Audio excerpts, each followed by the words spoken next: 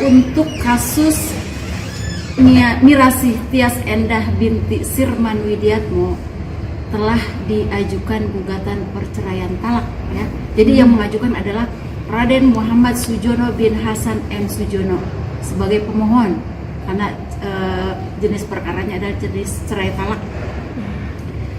Sebagai pemohon dalam hal ini memberikan kuasa kepada Dave Advitama SHMH CLE, Bernard Junjungan SHMH, Pantas Manalu SH sebagai kuasa hukum dari suami Mirasih Tias Endah binti Sirman Widiatmo.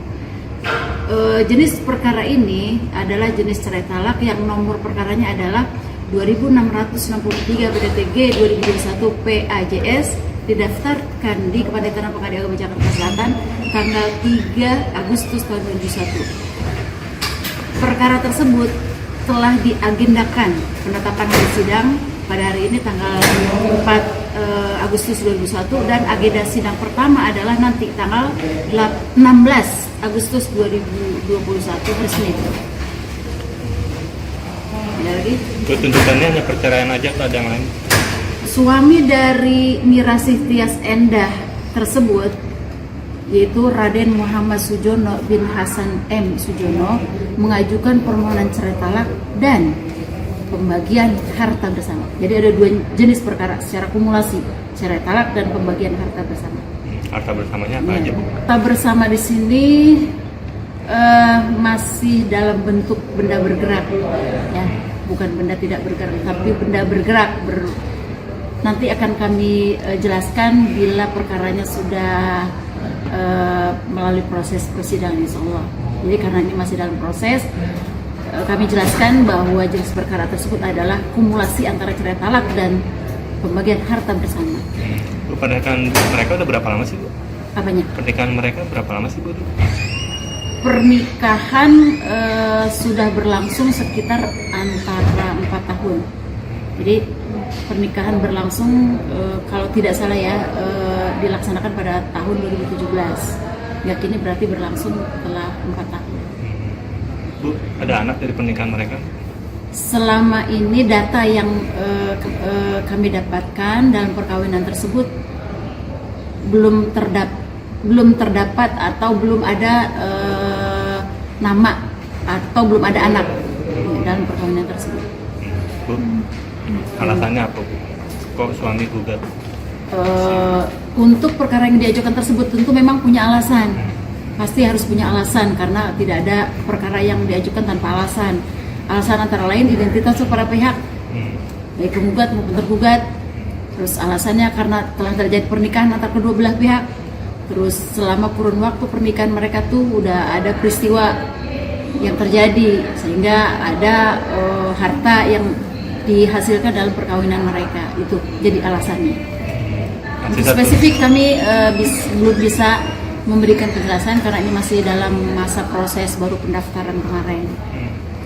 Untuk identitas yang kami dapati keduanya masih beralamat sama, yaitu di Jalan Bang 4/3 RT 5 RW 7 Kecamatan Mampang Perapatan, Kelurahan Pela Mampang, Jakarta Selatan. Ya. Bu, yang dilakukan pengadilan nanti akan seperti apa, Bu? Untuk ya, pengadilan tentu selain mengadili, mendamaikan, terus prosesnya dimediasi. Setiap perkara yang masuk kedua belah pihak harus dimediasi. Setelah mediasi baru diperiksa, diadili. Gitu. Semua perkara yang masuk pada sidang perdana wajib dihadiri pihak pemohon dan termohon. Ini karena cerai talak ya, jadi harus penyebutannya bukan penggugat tergugat tapi pemohon dan termohon. Jadi Raden Muhammad Sujono itu sebagai pemohon, sedangkan Mirasih Tias Endah itu adalah termohon. Kenapa?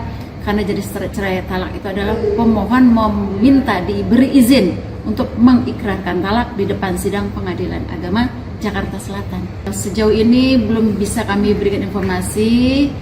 Harap bersabar, ini masih dalam proses karena baru saja mendaftar perkara.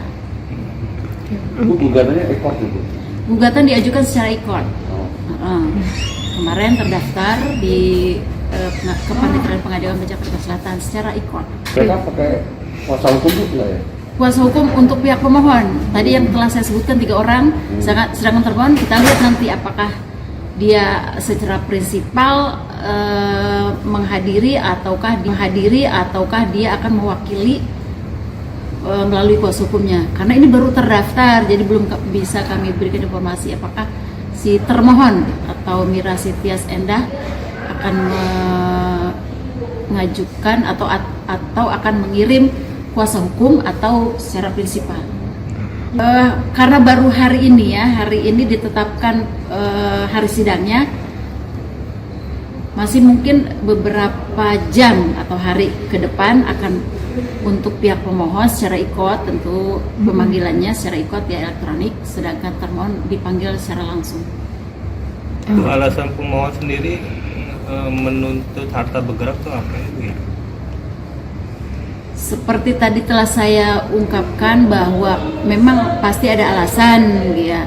Selama dalam perkawinan telah didapati harta, nanti alasan-alasan kenapa dia mintakan pembagian harta bersama tersebut kita lihat nanti. Ini masih proses, jadi belum bisa kami ungkapkan secara seutuhnya ya. Jadi belum bisa terkuak apa masalahnya sih sebenarnya.